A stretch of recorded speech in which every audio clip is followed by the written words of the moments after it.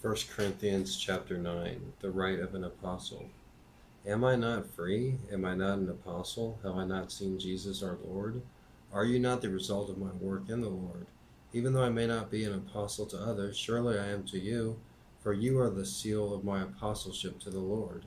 This is my defense to those who sit in judgment of me. Don't we have the right to food and drink? Don't we have the right to take a believing wife along with us, as do the other apostles and the Lord's brothers and Cephas? Or is it only I and Barnabas who must work for a living?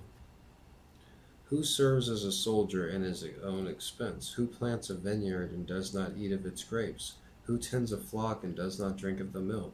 Do I say this merely from a human point of view? Doesn't the law say the same thing? For it is written in the law of Moses, do not muzzle an ox while it is treading out the grain. If it is in oxen that God is concerned, surely he says this for us, doesn't he? Yes, this was written for us because when the plowman plows and the thresher threshes, they ought to do so in the hope of sharing in the harvest. If we have sown spiritual seed among you, is it too much if we reap a material harvest from you? If others have the right of support from you, shouldn't we have it all the more? But we did not use this right. On the contrary, we put up with anything rather than hinder the gospel of Christ.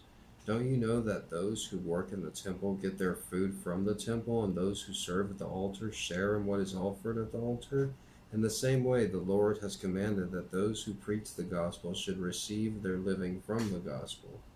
But I have not used any of these rights, and I am not writing this in the hope that you will do such things for me.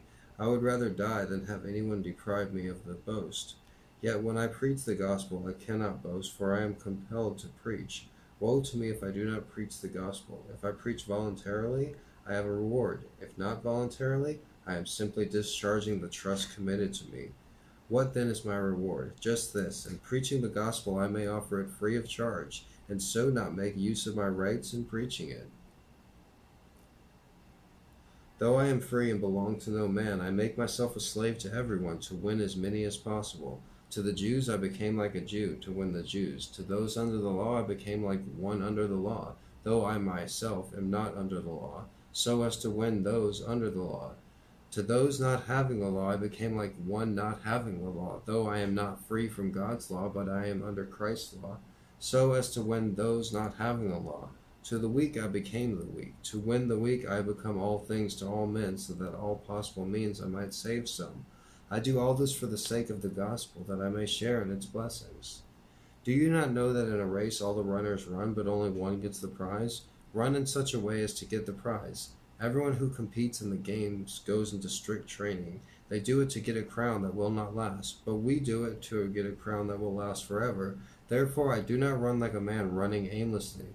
I do not fight like a man beating the air. No, I beat my body and make it my slave, so that after I have preached to others, I myself will not be disqualified for the prize.